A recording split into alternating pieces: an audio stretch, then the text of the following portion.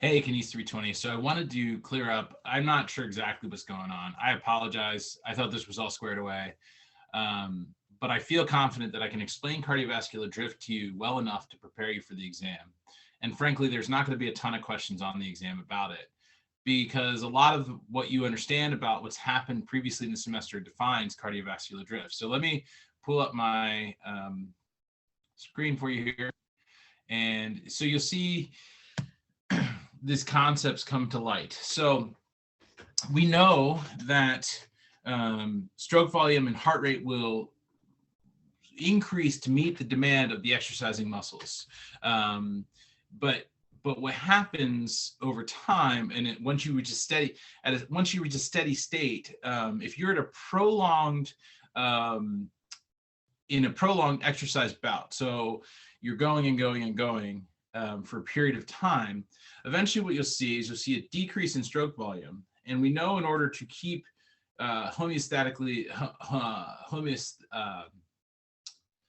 to stay stable and to maintain homeostasis, we have to meet this demand for decrease in stroke volume with an increase in heart rate to maintain pressure within the closed system, because we know at this point we're vasodilated, we're putting as much of the oxygen and nutrients we can into oxidative energy making. And so when we see this decrease in stroke volume, we see the sort of resultant increase in heart rate. But you'll remember that we thought that heart rate remains steady at the same workload throughout. So once you achieve a heart rate, assuming you're fit, you will stay at this heart rate load. But when we see this decrease in stroke volume, we have to meet the demand with this increase in heart rate. And so we're really looking at this as a prolonged aerobic exercise or extended aerobic exercise bout, and the impact of environmental factors and internal factors that sort of implicate changes that take place, and mainly in the form of hypovolemia. So hypovolemia meaning below hypo and volume. So what we expect is that we're going to have a low blood volume, and this happens in gradual dehydration. So think about, we talked about Kachovi, but think about doing a longer event. I may have told you guys about the time that I ran my section of the Baltimore Marathon and I had a kidney stone. One of the more painful experiences of my life, and one of the things that the ER doc attributed to is likely some dehydration associated with not only chronic training, but also this warm day in which I ran the Baltimore Marathon and dehydration. So what we see is this gradual dehydration with exercise, and it reduces the plasma. So the water component of plasma moves from the blood to the interstitial spaces. It moves out of the blood to meet the need in the tissues around it. And you can have a 5 to 10% or more decrease in plasma fluid over this period of time. As plasma volume is lost, also through sweat in the hotter environment. So you lose water to the interstitial spaces of tissue, and then you also lose it to the environment for cooling down, because we know our natural mechanism.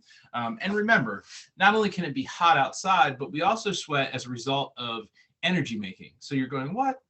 So remember, when we use ATP for energy, we have these resultant energy, but we also have a heat release. And so you can sometimes reach down and feel your muscles after an exercise bout and go, man, I'm really hot. You know, that it actually feels hot to me. So it could even, this is why when you go out and run in the middle of the winter, yeah, you can put on clothes that are appropriate, but at the same time, you can build up a sweat because your body is producing this heat, releasing this heat from energy. And so we have to reduce the heat caused by exterior factors, so environmental factors, as well as internal factors, and we do this through sweat. So why does I spelled that wrong. Why does hypovolemia cause a decrease in stroke volume? So where it says hypervolemia here, you should say hypovolemia.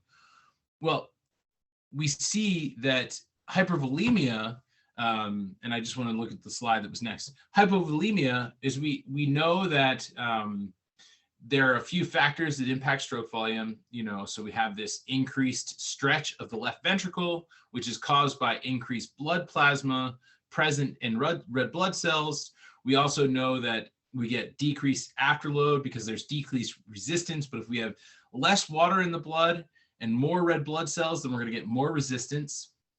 And so all of these things, you're going to get increased afterload, increased resistance as a result. You're going to get less preload, and then as these things start to happen, you're going to increase heart rate, which means you're going to shorten the amount of fill time there is for a particular cardiac cycle. So all of these things contribute to an increased heart rate, because once we've vasodilated the vessels to their maximum, we have to keep the pressure up.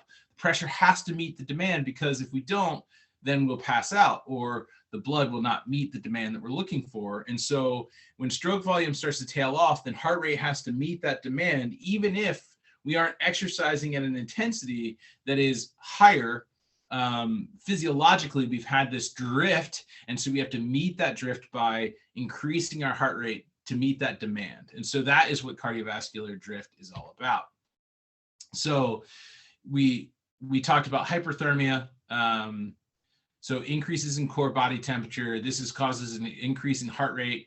This is a direct effect of the temperature on the SA node. So there's also hyperthermia, or increased heat in the core temperature, which has a direct impact. So not only do we have this sort of factor that's outside of this hypovolemia thing that causes us to sweat, which means we lose volume, but we also see increases in heart rate because it affects the SA node, causing this increase in heart rate throughout.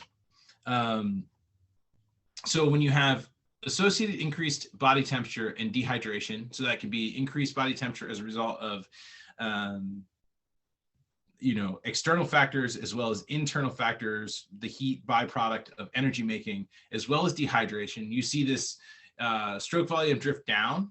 So skin blood flow increases, plasma volume decreases from sweating, venous return preload decreases. This means heart rate adjusts to maintain homeostasis, to maintain a homeostatic Q, to compensate for this shift downwards of stroke volume.